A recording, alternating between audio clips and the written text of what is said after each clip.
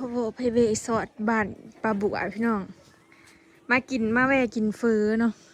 เฮามาแต่เอาวันของเฮือนเจสีพี่น้องสบายดีเด้อพี่น้องจ๋าโจนค่ำเนาะมากินเฟออยู่ร้านปลาบัวกำลังเฮ็ดเฟออยู่ทางในพอไก่หอดสงกรานต์ฮ้อนเนาะพากันไปส่งสกานอันหมู่แม่ของหมู่อำมาลาพี่น้องแม่อรไซเนาะพูนอยู่บ้านนาพองพูหากนมาจะกินยังไงบอกว่าเพิ่นบ่กินพี่น้องมีแต่ข่อยกิน ค่อยมีอย่างที่นี่แต่มาโทร ปลูกเองบ่ โอ้ยมาโทรปลูกเอง จังบ่ได้ซื้อเนาะ ตัวปลูกเองแต่ไม่ได้ โทรปลูกเอง รักนักแม่บอก อันนี้จะเป็นขนมพี่น้องเฮ้ยกินอยู่ขนมมั้ยอ้อย เอาอะไรก็ได้เอาเขียบปลูกก็ได้ ไม่ใส่เขียบกุ้ง อันนี้น่ะปลูก บ่าวอ้อยน้ำมากินเขียบกุ้งโอ้เลยกินอันนี้ก็เพิ่น บ้านท่าผมบอก ฮะ ดูบันนักท่องท่าผมบอก แม่นเขาเจ้าเอาลงค่ำได้ปะบัว พี่น้องหลาย เฮาอัน สบายดีเด้อจ้าพี่น้องสบายดี FC 900จ้าสบายดี มาอุดหนุนปลาบัวพี่น้อง โดยป้าบัวก็นั่งจมนอนจมท่าอยู่ เงียบบ่วันนี้ เงียบเลย เป็นบางมื้อบ่ แต่ตอนว่างช่วยๆหั่นแหละ ถ้วยละ30 บาทเนาะพี่น้อง ยังบ่ได้ขึ้นราคาบ่ บ่ ย่านว่าขึ้นน้ำพันน้ำมันเลย คือเก่าเอ้าไปซื้อของมื้อเช้าในจมเลยได้ เนาะ ป้าบัวจมเลยได้พี่น้องเอ้ยขึ้นทุกอย่างจ้า ของแพงอะได้พี่น้อง เขาจะว่าน้ำมันขึ้นแล้วก็ค่าขนส่งขึ้นเขาจะว่า จากที่แบบเฮาตะเก้านะขั้นเครื่องน้ำมันเครื่องทางน่ะไปใส่อัน1,000เนี่ยติ่มอยู่เลยอันนี้ได้ขีดเดียวปะบัว เอาสิบ่ได้ไปใช่แล้วเด้อบาดนี้ เอาซาเล้งป้าบัวเด้อปกติน่ะเติม50,000น่ะร่นบิ๊เออ ๆให้ลุงพรไป60ลุงพรน่ะบ่ได้เครื่องทัน โพดโพเนาะ เดี๋ยวนึง เออ บ้านนี้แบบ ก็มาหมดแล้ว ค่าใช้จ่ายมันผัดบริมีแต่น้ำมันเนาะ แม่ ทุกอย่างเลยขึ้นแพงเบิดพี่น้องเริ่มมาแหวะลิเกียกินเฟ้อเลยแน่เราปลูกเองถั่วปลูกเองจ้า เก้ามาแล้วมัน มาแล้ว มาแล้ว30 บาท เบิ่งในพอขีดเนาะบ่ได้หลายนะ แต่ว่าบ่มีเนื้อ เออ เดิมมื้อนี้เด้อ เปื่อยแล้วเบิดพี่น้อง มันกระเทินพอสิไปตลาดหรือเปล่าเอ้ยขาลอกไปบ้านเจซีบ่งมันไก่นี่ล่ะประหยัดน้ำมันพี่น้อง วันทิศมื้ออื่นบ่ เออ นี่พี่น้องมาเด้อค่อยนั่นคันได้ก่ายมาเท่านี้ค่อยแวะกินตลอดเนาะก็มากเคยหันแล้วนะแซ่บพี่น้อง แซ่บพี่น้องขอมีหันเดียวแซ่บที่สุดในหมู่บ้านแซ่บที่สุด เว้าหยอกเรา แซ่บที่สุดในหมู่บ้านเนาะพ่อบัวขอมีหันเดียว มันมีห้านเดียวเพราะว่ามีให้เลือก ก็แซ่บที่สุดต่อ ถามลูกค้ากะ มันขึ้นกับมีหานเผือบ่บ่ มี บ่ นี่อยู่ทางผู้ทางโรงเรียนผมเด้ ห่านตับเขาน่ะอยู่ในไส้บ่ อยู่ใน3แยกเห็นเด้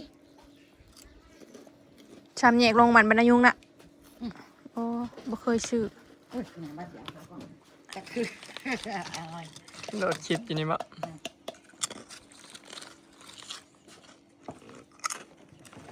ค่อยกินขนมพี่น้อง เบิร์ดตัวนะมันมี ยัง เบิร์ดตัวนี้มันเบิร์ด อากาศร้อนพี่น้อง ห้อนดีๆนะไป ฮ้อนแบบ ไปกินงอกเด้อนั่นเด้อ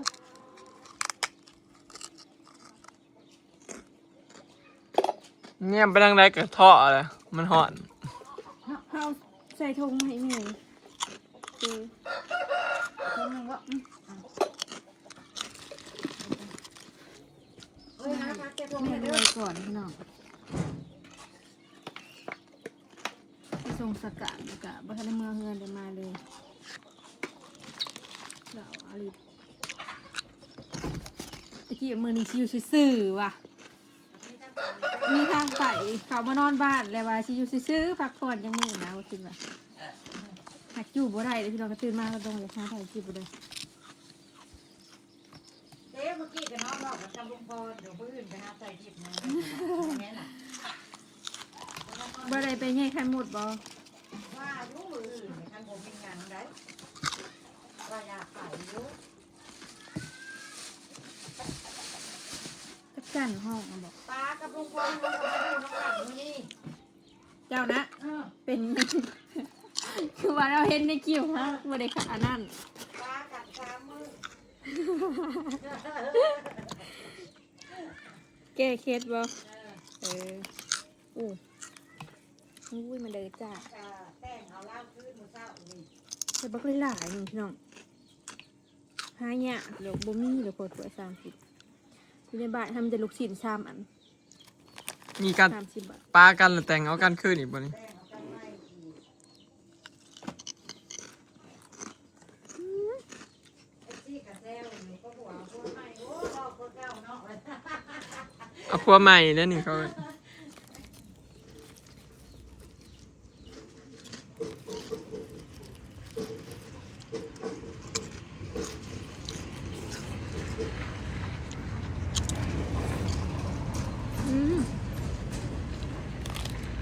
แบบ ว่าที่ปรุงอ่ะบอกด้วยว่าเป็นไงแป้งเอาเครื่องปรุงมาแล้ว จะปรุงให้ก็ได้ แล้วกินแล้วแต่ที่ยุก ใส่น้อยหนึง สมหวานเดี๋ยวเนาะเรากินเนาะ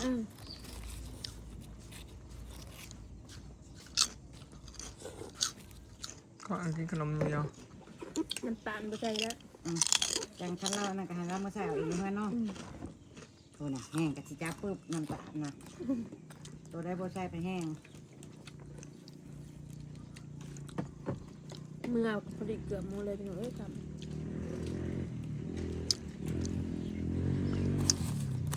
มานอนบ้านกับบ่ฟันยัง มือย่อเฮือนอำมาลาน่ะโอ้ยเราบ่ได้ซื้อเลขบ่ได้จักว่าจักคำ จะคำนะใช้วันที่เช้า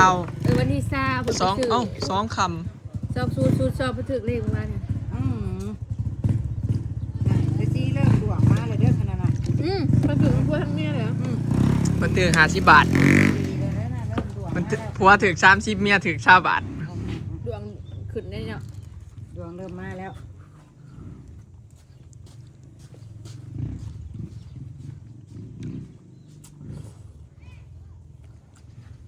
เอาบ่เคยมีดวงเรื่องการซื้อเลขดอก ปีหนึ่งถือเท่านึงการซื้อ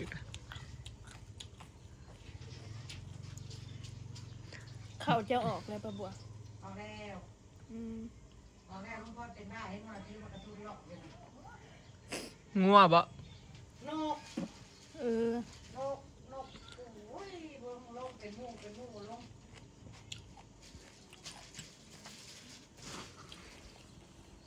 เฮ็ดตาแซงเนี่ยมันก็สิยากเนี่ยเรื่องนกเนี่ยเฮ็ดแต่เจ้าผู้เดียวเด้ มันบ่มีแนวไหลบ่ บ่มีอะ บ่มีเฮ็ดหุ้นรายการเราอันมันก็ซื้อเป็นมื้อแรกพอบ่อยว่าเป็นพรว่ามื้อที่2มาน้อยหุ้นรายการเจ้ยเ มันหิวเนาะ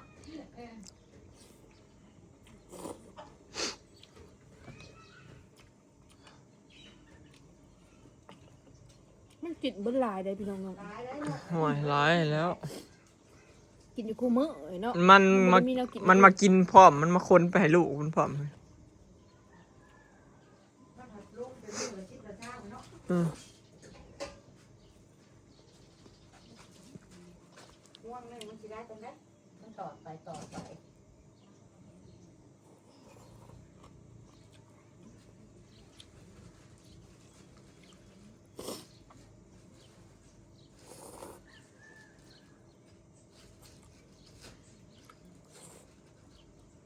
กินบ่ ข่อยบ่ได้มักกินแบบจับๆแจ๊บๆแบบเฟอหรืออีหยังเนี่ยแบบเฟอมาม่าบ่จังซี่นะข่อยบ่ค่อยกิน เอ ล่ะ อข้าวเปียกข้าวปุ้นแนวขมัก มันเบิดหยุกนะ เฮาน่ะกินข้าวปุ้นจนเอาออกปลาบัวก็ตลาด120 บาทเด้ยาคือว่ากินอยู่คู่มื้อละทุ่ง นะเลยกินได้มันก็แซ่บแต่อะไรกันจะประมาณ กินข้าวแล้วต้องได้มากินข้าวปุ้น คนที่มันเลยอึ้งๆขึ้นอึ้งๆขึ้นกินแต่เส้นกินแต่เส้นกินแต่ข้าวปุ้นอึ้งๆขึ้นอึ้งๆขึ้นอะไร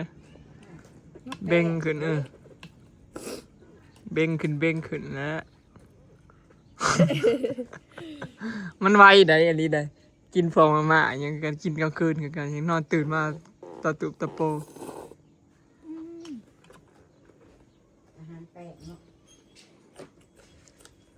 แป้งครับจะต้องให้เลย ข่อยจะตะกี้ก็มากินเส้นคือกันกับสลอยนะพี่น้องข่อยพอโดนโควิดตอนเห็นงานอยู่ไทยข่อยลาบบ่กินเลย เป็นหยัง เอ้าเขากักโตเด้อยู่แต่ในห้องบ่ให้ไปใส่มาม่าเต็มห้องกินแต่มาม่าเพราะเขาบ่ให้ออกไปใส่เด้ตอนโควิดเขา บ่กินมากินขนมเพิ่น กินมาม่าไปซื้อมาม่าก็ขาดตลาดเด้ตอนนั้นเซเว่นบ่ได้มีเด้อขายมาม่าก็ปลากระป๋องยังขาดเบิดสมัยโควิดนะพี่น้องคิดมายัง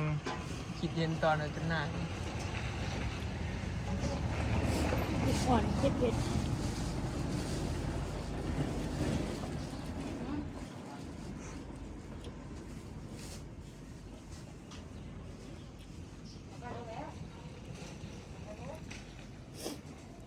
บ้านปะบัว เจ้าบริจิตว่า ใจจ้าใครเนาะพักกับลูกเอง ปลูกเองเบัดละเห็ดมันมีโซลาร์เซลล์เนาะสบาย บวชข้าวหดน้ำชื่อกะงามเนาะ มันครัวบ่แม่ แม่นผักบัวบละพานปลูกง่าย เพื่อเราเรียนลงไปเกี่ยวอีกนั่นพักเสริมพักบัวละผ้ามาทั่วเดี๋ยวนี้นะตัวเองในสวนนะว่าให้ลูกค้ากินกับก๋วยเตี๋ยว ชุดหนึ่งพี่น้อง นี่แต่แล้วมาฝากอีเมลพี่เนาะ บ่ได้ชื่อเนาะเอียงกระเพง ไล่นกบริเช้า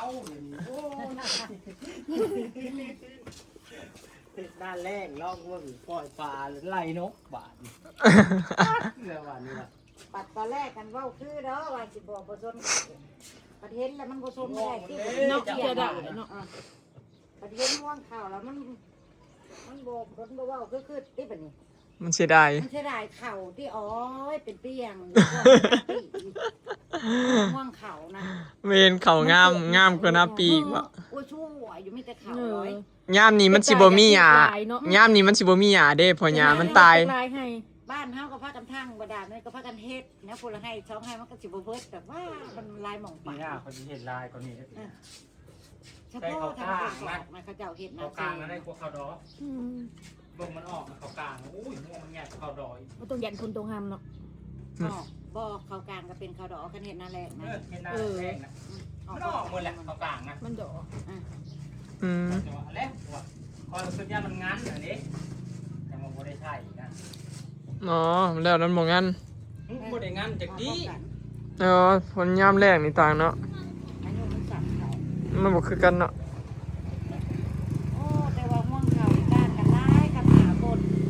แต่ก็บ่ได้เป็นโรคเป็นไข้อีกบ่ได้บ่ได้เฮ็ด มันบ่ได้ถึกน้ำพ่นขี้อิหยังคืออันนั้นเนาะบ่ได้เป็นเชื้อโรคว่าง่ายๆซะ ปุ้ยอ้อยเธอเดียววื้อเลย ตอนนี้ ง่ายแท้ เบี้ยเข้าได้แดงอยู่ครึ่งเอาตัวม้วนลงไปใช้มาแล้วขุ่นบานนี้ล่ะพอทุบโอ้ ที่บ้านเฮาตะกี้เขาก็เฮ็ดแต่หน้าแซงกับหน้าปีเขาเศร้าแล้วบ้านเฮา น้ำมันแพง เพื่อเพียงพี่เข้านะ อืม มันก้มในเรื่องก้มนี่ ตะกี้ชื่อน้ำมันเด้ในคลองอันนี้เขาสิมีอันท่อดูดน้ำตามคลองชลประทาน ๆอยู่ เขา บ้านนครตะกี้เนาะ อืม เป็นบ่บ้านนครก็พากันเฮ็ดปีเดียวล่ะ เขาเปิดมาให้เฮ็ด มันน้ำแพง ค่าน้ำแพงเขาก็เลยเซา นั่นแหละบ่เฮ็ดคลองก็ได้คันเฮ็ดไปจะเอากำไรคืนบัดเดียวอยากเอาคืนบัดเดียวมันก็ดุเนาะ บ้านนี้มันหลายคนผู้โลภกับปล่อยลงแต่หน้าเจ้าของอันนี้สมมุติผู้อยู่หลังๆก็บ่ได้บ่ค่อยได้สินะ สิพิษกันย้อน นั่นแล้วเสือร้ายก็สองลักนี่แหละ พ้องเรียกจะว่าพ้องที่แก้วพ้อง ผู้หน้าอยู่ล้างหมูได้น้ำน้อย ลงไปเขาไม่ได้เอาแล้วเขาบอกพื้นว่ามันซึมเนาะหน้าทิศแดงมันก็ซึมใช่เลยเนาะ อืม เขาปลูกเขาโพดอย่างน้ำปลาเก็บคาหน้าของเขา ก็เศร้าเลยบ่เฮ็ดตะกะโพดพวกนี้ เขามันก็ถึกแน่เสมอ น้ำซึมก็บ่ได้อีก บอกคอนโซลาเซลล์ของใครอยู่แล้วอ่ะ โซลาร์เซลล์นี่โอเคอยู่ เฮ็ดโซลาร์เซลล์นี่แหละเฮาก็ได้ใช้พลังงานแสงอาทิตย์นี่แหละบ่แม่น มันบ่ได้ใช้เงินอันนั้นบ่ได้ใช้ค่าน้ำค่าไฟเด้ เราจะจอเอาคืนนี่นี่ เออ เสียเธอเดียว เดี๋ยวเดียว20,000 30,000แล้วก็แล้ว 20,000เท่าไหร่เขาทำครับ20,000ป่าย20,000เตะ ตัวมันแปะบ้างเลย เขาจะมาจ่ายก่อน รับประกัน1ปีบ่มันก็พอเอาน้ำเขาอยู่ได้เฮ้ย อืม อ่ะ รับประกัน1 ปี รับประกันให้เนาะ แค่นั้นเฮานั่นเฮาจักกับเจ้านะช่างมาจากพุ่นทั้งหมดตกมาฮอดเฮาประมาณ10,000ป่าย เพราะอันนั้นเฮ็ดอยู่ได้เนาะ อยู่ไทยมันถึก บ้าน ส ห้าม มุติ แพง เอาเฮ็ด น้ำต บ่ ก เป็น เพิ่ม ก็เฮาจ้างเขามาเฮ็ดท้าย2,000 2,000เขาก็สิบ่ติดตั้งให้บ่ เนาะ มันก็คล้ายกับ28,000อยู่แต่ว่าเป็นใครอยู่บ้านน้องหวัดที่เขาสั่งได้ยินอะไรแล้วว่า20,000 ข้ามไปซื้อในเฮมราดบ่มีบ่ ป่ายว่าก็มีเนี่ยก็ให้ก็ดีเด้มันอยู่แถวมหาสารคามแถวขอนแก่นนี่นะบริษัทอันนี้นะแผงโซลาร์เซลล์นี่นะแถวมาทางนี้มีนเขาเว้านะบริษัทของมัน นี่ของผักมันด้วยได้เฟอทงหนึ่ง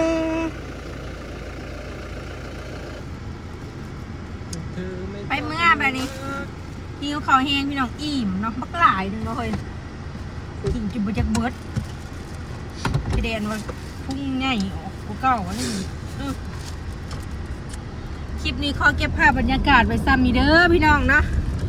สอดมากินเฟอหั่นปลาบัวเนาะสมัยตะกี้น่ะกินดุหน่อยเนาะ แม่น เดี๋ยวที่เขาบ่ค่อยได้ไปได้มาใส่ไปเดี๋ยวสบายดี สบายดีเริ่มเท่าแล้วเฮ้ยพี่น้องเอ้ยลูกหนึ่งลูกใหญ่เลย